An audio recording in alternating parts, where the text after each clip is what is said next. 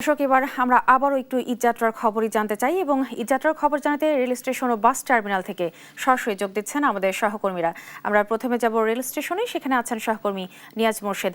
নিয়াজ, আপনার কাছে ঈদযাত্রার খবর জানতে চাই, সড়কের পরিস্থিতি কেমন দেখছেন আপনি, আর ভোগান্তির কোনো খবর আছে কিনা?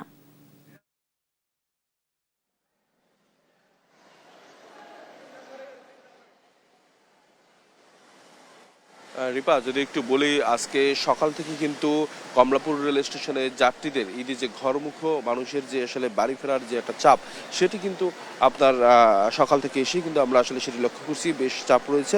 এবং যদি একটু বলি যে আজকে সকাল থেকে এখন পর্যন্ত প্রায় 8টি ট্রেন কিন্তু কমলাপুর রেল স্টেশন থেকে বিভিন্ন গন্তব্যে ছেড়ে গিয়েছে এবং কিছুক্ষণ আগেই কিন্তু আসলে আপনার চিলাহাটের উদ্দেশ্যে কিন্তু আপনার একটি ট্রেন ছেড়ে গিয়েছে। এবং যদি আমরা এখানকার যারা কর্মকর্তা রয়েছে তাদের সাথে আমরা কথা বলেছি এবং তারা বলেছেন যে এখন পর্যন্ত আসলে কোনো শিডিউল বিপর্যয়ের মতো ঘটনা ঘটেনি।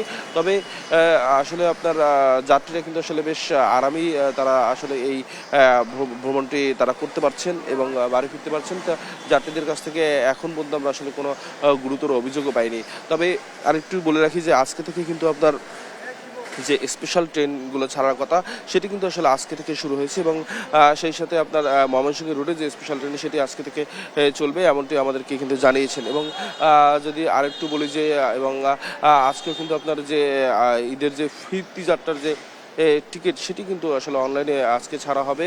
গতকালকেও ছাড়া হয়েছিল এবং আজকেও আছে। এবং সেই সাথে যদি সেটি কিন্তু আসলে ঠিক 8টার দিকে কিন্তু আসলে এটি অনলাইনে ছাড়া হয় এবং অনলাইনের মাধ্যমে কিন্তু কিনে। এবং যদি একটু বলি যে এখন পর্যন্ত আসলে আমরা যতদূর জেনেছি এই যে এখনও কিন্তু আপনার ঠিক 11 সিন্ধু প্রভাতী যে ট্রেনটি রয়েছে কিশোরগঞ্জের উদ্দেশ্যে, সেটি আসলে ঠিক 7টা 15 ছেড়ে যাওয়ার কথা রয়েছে। এবং মির্জা এক্সপ্রেস যেটি আসলে দেওয়ানগঞ্জ বাজারের উদ্দেশ্যে যাবে, সেটি 7টা 30 দিকে ছেড়ে যাওয়ার কথা রয়েছে। এবং মহানগর প্রভাতী সেটি আসলে চট্টগ্রাম উদ্দেশ্যে এবং সেটি 7টা 45 ছেড়ে যাওয়ার কথা রয়েছে। এবং সুন্দরবন এক্সপ্রেস আপনার শহরতলি যেটা আছে সেটি খুলনার উদ্দেশ্যে ছেড়ে যাবে ঠিক 8টার দিকে। এখন পর্যন্ত যে কয়টি আপনার প্ল্যাটফর্মে ট্রেনগুলো রয়েছে সেটি আসলে আপনার তারা আসলে আপনার এখন পর্যন্ত কোনো শিডিউল বিপর্যয়ের কোনো ঘটনা আমরা ঘটেনি এবং এমন অভিযোগ আমরা পাইনি। এবং যদি একটু বলি যে এখন পর্যন্ত আসলে যাত্রীরা কিন্তু এখনও যাত্রীদের কিন্তু বেশ চাপ রয়েছে। এই ছিল আমার কাছে কমলাপুর থেকে সর্বশেষ তথ্য। আমাদের আরেক সহকর্মী রয়েছেন ফজল আদিত্য সায়দাবাদ বাস স্ট্যান্ডে, আমরা জানবো সেখানকার বাসে আসলে যাত্রীরা চাপ কেমন এবং সেটি সম্পর্কে আমাদেরকে জানাবেন। আদিত্য। নিয়াজ, আপনাকে ধন্যবাদ। আমরা আছি এখন হচ্ছে সায়দাবাদে এবং সায়দাবাদে আজকে থেকে কিন্তু সরকারির যে কার্যদিবস, সেই কার্যদিবস শেষ কার্যদিবস। অনেকেই কিন্তু যারা বিভিন্ন কাজে অর্থাৎ সরকারি অফিস থেকে শুরু করে বিভিন্ন অন্যান্য অফিসগুলো রয়েছে, কয়েকটি অফিসে কিন্তু ছুটি দেওয়া হয়েছে। এবং তারই কিন্তু একটু দৃশ্য আপনাকে যদি দেখায় যে পিছনে কিন্তু সায়দাবাদের কিন্তু অনেক সকাল থেকেই মানুষ আসছেন। এই মূলত অনেকেই যাচ্ছেন তাদের দৈনন্দিন যে যাত্রা, সেই যাত্রার পথে। তাছাড়া ঈদ যাত্রার যে প্রারম্ভিক যে সময় সেটাই কিন্তু এখন, অর্থাৎ একদম শুরুর দিকটাই একটু চাপ কমই থাকে।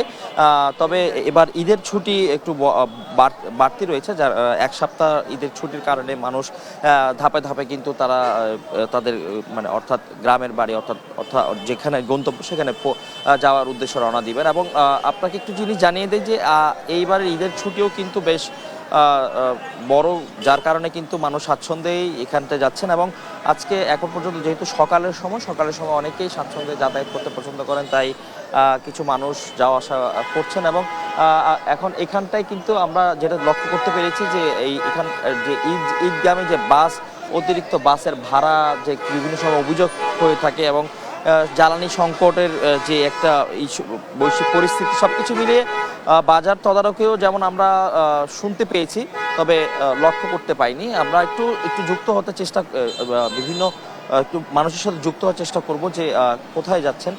ভাই, আপনি কি ঈদে বাড়িতে যাচ্ছেন কিনা, ঈদে কি বাড়িতে যাচ্ছেন কিনা একটু বলবেন যে ভাড়া কেমন দেখছেন? জি, এখনো পর্যন্ত আমি তো গাড়ির টিকিট চাচ্ছি। এখানে তো আপনার গাড়ি চাচ্ছিলাম, একটা পেয়েছি। এখন তো আমরা দুইজন, তো একজনের জন্য অপেক্ষা করছি। আমরা যাবো আর কি বাসায়। এখন তো মনে হচ্ছে মোটামুটি আলহামদুলিল্লাহ মোটামুটি ভাড়া আগের মতোই আছে, কম বেশি মনে হচ্ছে না। আপনি কি টিকিট পেয়েছেন কিনা? হ্যাঁ, আমি টিকিট পেয়েছি, এখন নিবো আর কি। আচ্ছা, ভাড়ার যেটা ভাড়া বলা হচ্ছে, ভাড়াটা কি আপনি যেখানে কোথায় যাবেন এবং ভাড়াটা নির্ধারণ করতে পেরেছে কিনা? আমার বাসা হচ্ছে রাঙ্গামাটি লঙ্গুদুতে। আমি এখান থেকে যে আগে খাগড়াছড়ি যাবো, খাগড়াছড়ি দিঘিনালয়ে পরে বাসায় যাবো আর কি। যে ভাড়াটা কি টাকানো হয়েছে সেটা কি পূর্বের ভাড়ার সাথে সামঞ্জস্য? হ্যাঁ, পূর্বের ভাড়ার সাথে সামঞ্জস্য আছে মোটামুটি।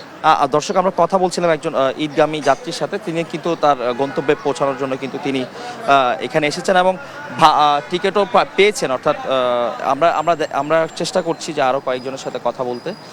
ঈদগামী যাত্রীরা যারা রয়েছেন, ঈদে যারা বাড়ি ফিরে যাচ্ছেন। ভাই, আপনি কি ঈদে বাড়িতে যাচ্ছেন কিনা? আপনি কি ঈদে বাড়িতে যাচ্ছেন কিনা? জি জি, আচ্ছা, কোথায় যাবেন? এবং বরিশালে যাব। এই সাইদাবাদ হয়ে কি বরিশালের দিকে যাচ্ছেন? হ্যাঁ হ্যাঁ হ্যাঁ। ভাড়ার ব্যাপারটা যদি আপনার কাছ থেকে জানতে চাই, ভাড়া অথবা যাতায়াতে কোনো ঝামেলা পোহাতে হচ্ছে কিনা? না, ভাড়া ঠিক আছে, যাতায়াতও ঠিক আছে। মানে আগের পূর্বের নেই ভাড়া? হ্যাঁ, পূর্বের ন্যায় ভাড়া আছে। দর্শক, আপনারা শুনতে পাচ্ছিলেন যে পূর্বের নেই কিন্তু, অর্থাৎ এখন পর্যন্ত কিন্তু সবকিছু স্বাভাবিকভাবে পরিবহন মন্ত্রীও কিন্তু বলেছেন যে মানে নির্ধারিত ভাড়ার বাইরে যদি কোনো কেউ রাখে তাদের বিরুদ্ধে কঠোর হুঁশিয়ারি নেবেন। যার প্রতিফলন কিন্তু বাস্তবায়ন কিন্তু আমরা ইতিমধ্যে দেখতে পাচ্ছি যে সরজমিনেও কিন্তু তার বাস্তবায়িত হচ্ছে এবং প্রত্যেকটা পরিবহনে কিন্তু তার নির্ধারিত ভাড়ার অতিরিক্ত রাখা হচ্ছে না। এখন পর্যন্ত অভিযোগ কিন্তু তেমন কোনো অভিযোগ নেই এবং স্বাচ্ছন্দ্যে মানুষ তাদের নারীর টানে যে বাড়ি ফেরা সেই যাত্রায় কিন্তু অব্যাহত রয়েছে।